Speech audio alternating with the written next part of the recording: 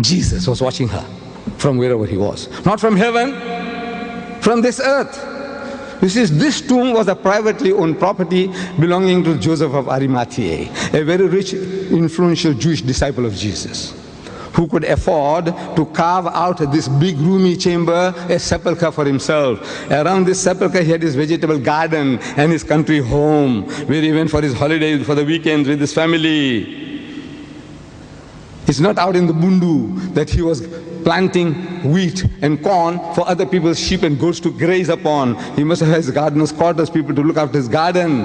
This is all the scene. And Jesus is there. He sees this woman, he knows who she is, so he comes up to her from behind.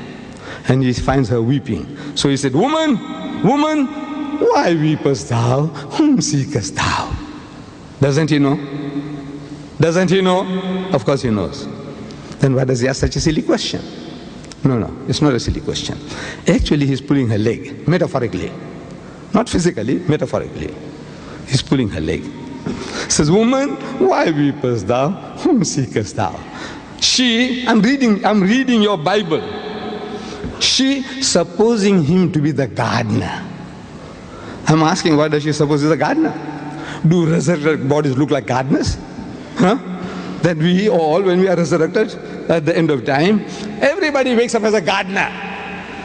So the wife doesn't know that whether this is a husband or father or grandfather, everybody is a gardener. Her son, she doesn't know who's who. Is that how it is?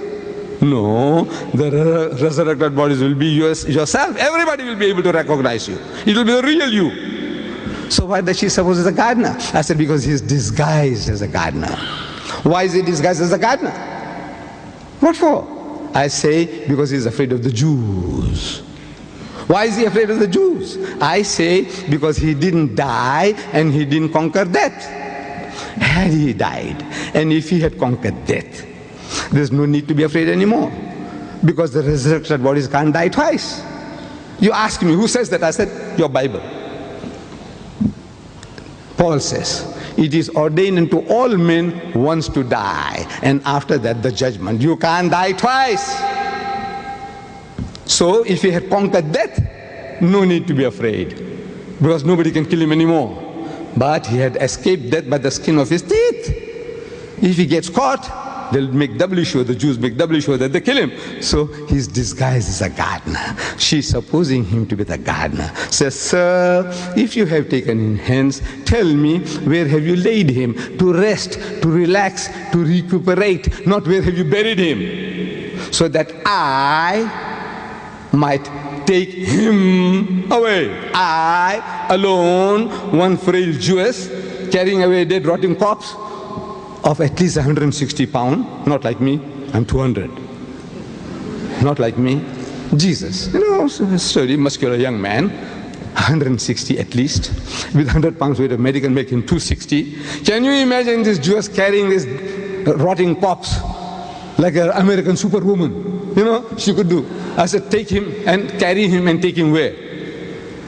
Bury him as who dug the grave. To bury, carrying is one thing, 260 pounds. Maybe this superwoman, she can do it.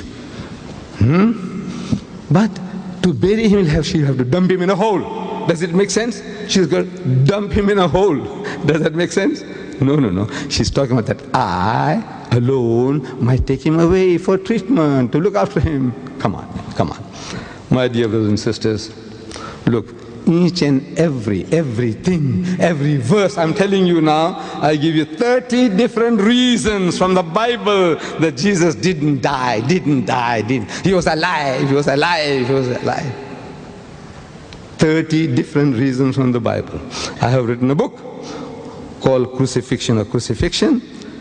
I don't know whether it's available in this country, but you write to me, you should get it. Or in my volume 2 of the choice, you should get it. I can see the enthusiasm among my Christian brethren. I would rather give them the chance to ask questions. And there are 2 mics available. There's one on this end and on this other end. I want people to queue up, and then we will ask one at a time, one to the right, one to the left, one to the right, one to the left. But give our Christian brothers a preference, that's all. You Muslims also have a right to ask questions, but give our Christian brethren a preference to ask questions first. message here. Thank you.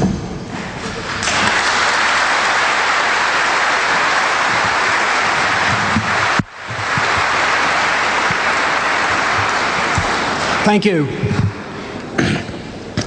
To start question time, would you please queue along the outside aisle? So once again, I'd ask you all to show your appreciation. Some takbir for Sheikh Deedat. Allahu Akbar. Allahu Akbar. Allahu Akbar. Well, we have a number of people ready to ask questions. I'll hand the microphone over to the Sheikh. Which side do you want to take first? We'll take, because this brother happened to be the first. I admire him. I should congratulate him. He was the first man to get up for asking questions. You have the first chance, my brother. Right, sir, that question I'm going to ask you from the Quran, and I will read it in Arabic. So please, for this English spoken, it's very hard to translate it for me. If anybody, he can translate it, all by me, after my reading, go ahead. My brother, I make it easy for you. I make it easy for you. I gave you the Quran already. No, you own the Quran already. Open that Quran and read it in Arabic and read it, the translation. Look, I gave it to you already.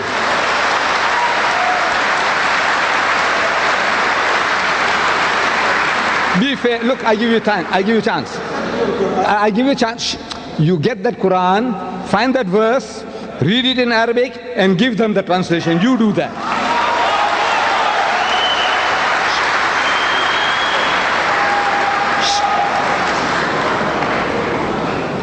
Yes, my brother. Mr. Deedat, as you know, I am a Christian, and I'm fascinated by the work you are doing. Let me start from the beginning, Mr. Deedat. In your Afrikaans Quran, the one written and printed and revised recently by you and your